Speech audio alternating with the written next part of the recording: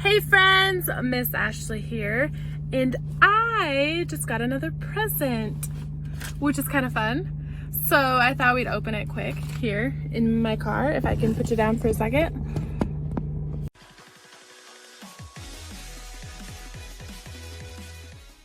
There we go.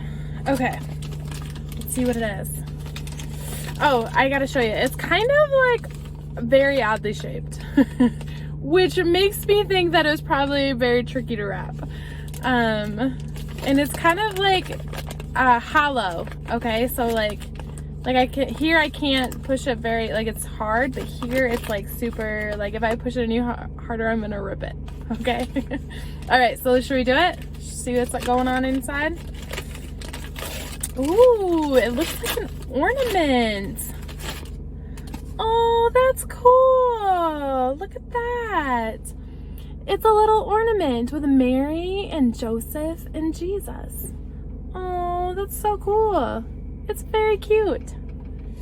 It's gonna look really cute on a tree, hanging on a Christmas tree. Oh, you know, you think about it, Mary and Joseph were traveling, right? They traveled all the way from where they lived because there was the census going on. They wanted to count how many people they had. So everybody had to go back to their hometown. And Mary and Joseph, both being from Bethlehem, had to travel back there. And so you always have this picture of them traveling like just themselves, you know, it's only Mary and Joseph on the road traveling with this donkey, you know. But there would have been a lot of people traveling, going back to the city where they needed to go. And so even some of their friends and family would have had to go back to Bethlehem because that's where they were from. And you know, a lot of times it's called the City of David because that's at one point King David, the same guy who defeated Goliath and then became king, he was from there. And so that's why they called the City of David, also known as Bethlehem. And so they travel all this way and then they get there, you know, and all of the rooms are full. Like, can you imagine? It just like makes me think of like when you go to someone's house and maybe it's like for Christmas or Thanksgiving.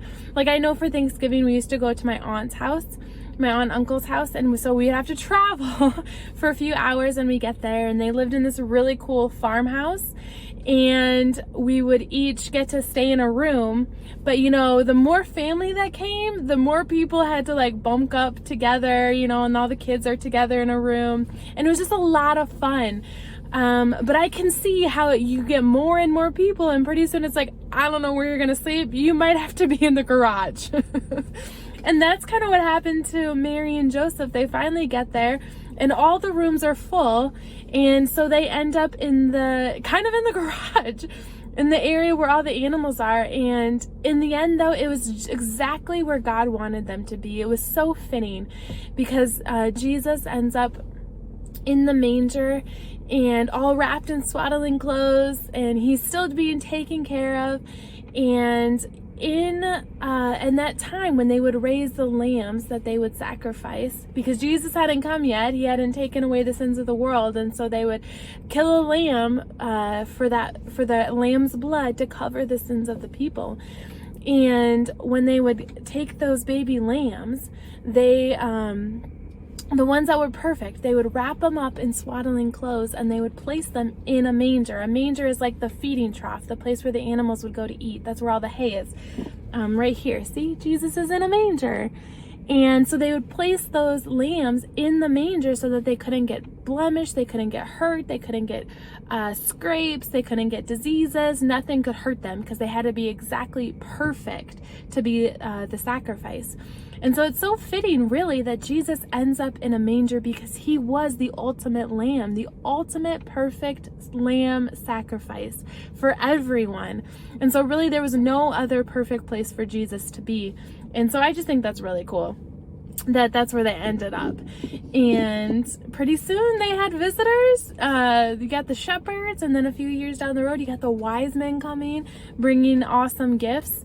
And God just took care of Mary and Joseph all along the way, and their whole journey from start to finish, from finding out they're having baby Jesus, is till the end is all about trusting God and knowing that, you know what, no matter what comes our way, God's going to take care of us, and God has an amazing plan, and we're just going to trust him. And that's what we can do. No matter what comes our way, a hard day, sad day, whatever the enemy throws at us, we can just continue to trust God and know that he only has good things in store for us. He only has the best for you. He truly does. He gave his only son the best that he had just for you.